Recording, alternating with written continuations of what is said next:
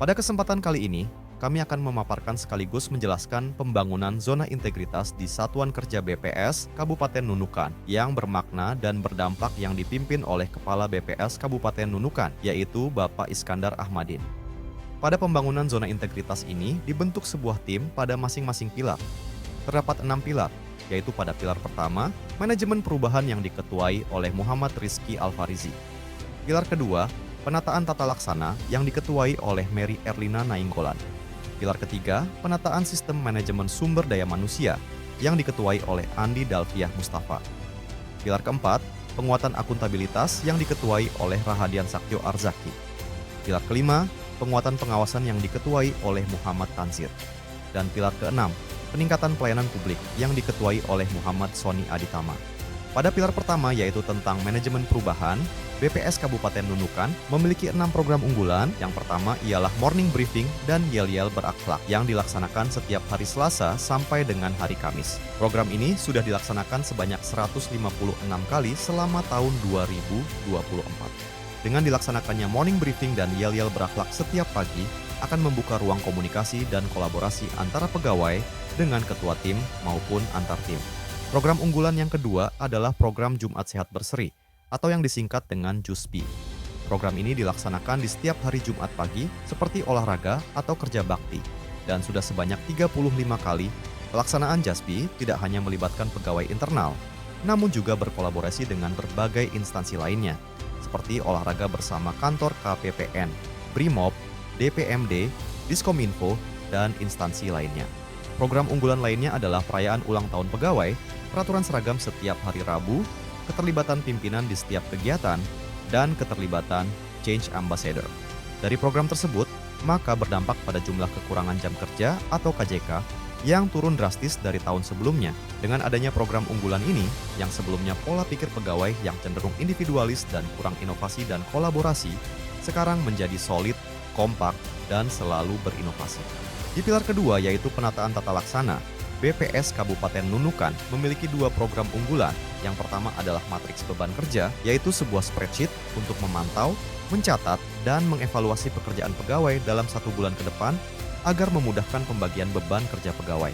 Dan sistem penilaian kinerja mitra BPS Kabupaten Nunukan atau disingkat Spartan, yaitu sebuah aplikasi untuk menilai dan mengevaluasi kinerja mitra oleh pegawai organik BPS yang berguna untuk mengapresiasi dan memberikan motivasi kepada mitra agar lebih berkompeten. Dengan adanya program unggulan ini, yang sebelumnya tidak ada penataan beban kerja tiap pegawai maupun sistem penilaian yang komprehensif untuk mengukur performa mitra kerja statistik, kini pemantauan kinerja pegawai dan mitra lebih terstruktur dan transparan. Dari program tersebut, maka BPS Kabupaten Nunukan mendapatkan piagam penghargaan sebagai Satker BPS Kabupaten Kota dengan pengelolaan kegiatan terbaik tahun 2024 se-Kalimantan Utara. Di pilar ketiga ialah penataan sistem manajemen SDM. Pada pilar ketiga ini, program yang diunggulkan ada 3. Yang pertama Step Up, yaitu untuk memberi penilaian berakhlak kepada seluruh pegawai secara 360.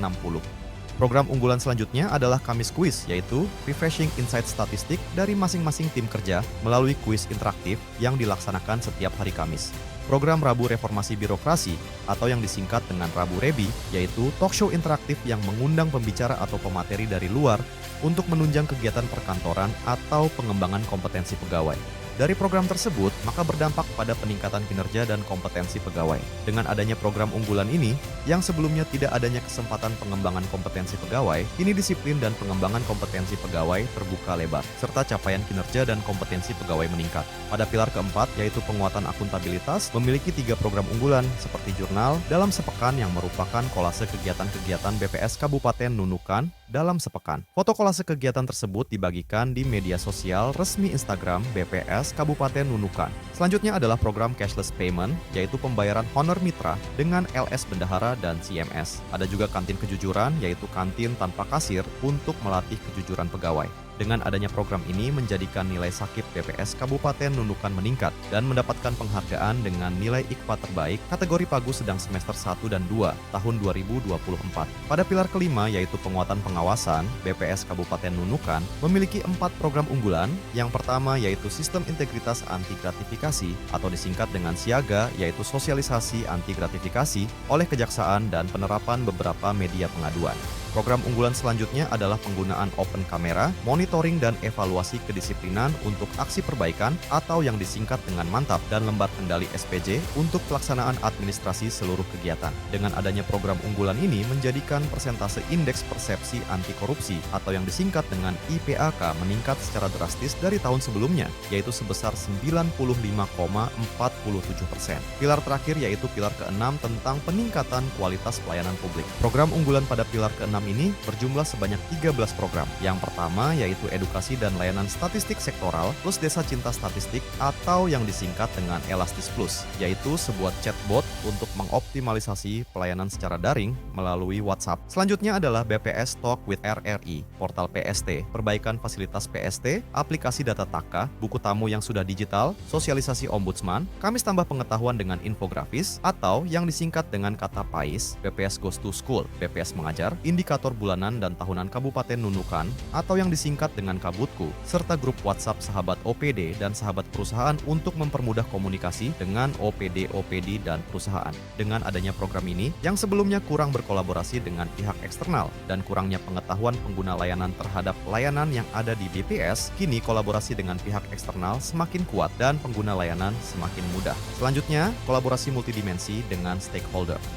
Yang pertama yaitu pembinaan statistik sektoral dan Satu Data Indonesia atau yang disingkat dengan Penikindi. Kolaborasi ini meliputi tata kelola pembinaan statistik sektoral dan desa cantik, roadshow coaching klinik statistik sektoral dengan OPD, rapat bulanan forum Satu Data Nunukan, penyelenggaraan Satu Data Indonesia, dan sosialisasi Peraturan Bupati Nomor 1 Tahun 2023 tentang penyelenggaraan Satu Data Indonesia dan launching portal Satu Data Nunukan. Kedua, yaitu dengan sinergi membangun Nunukan yang maju atau yang disingkat dengan Debaya. Kolaborasi ini meliputi tim pengendalian inflasi daerah, grup gembira yang terdiri dari instansi pemerintah dan Forkopimda. Dalam hal ini, BPS berperan aktif di dalam forum komunikasi seluruh instansi vertikal se-Kabupaten Nunukan. Tidak hanya sebagai media komunikasi, grup ini juga sebagai media penyebaran informasi, diskusi, dan sharing knowledge kepada seluruh instansi vertikal se-Kabupaten Nunukan.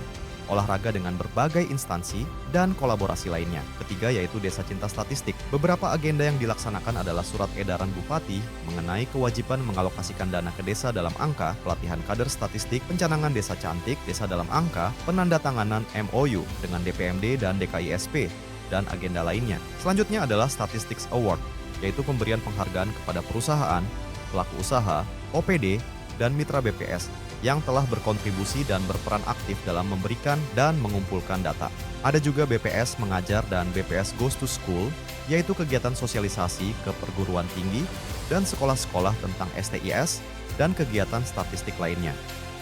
Selain itu, BPS Kabupaten Nunukan juga menyelenggarakan Olimpiade Matematika Clash of Champions yang diikuti oleh pelajar sebanyak 68 tim se-Kabupaten Nunukan. Dan yang terakhir adalah Forum Group Discussion Perhitungan Angka Kemiskinan, yaitu diskusi bersama OPD dan perusahaan terkait Survei Sosial Ekonomi Nasional atau Susenas dan penghitungan kemiskinan.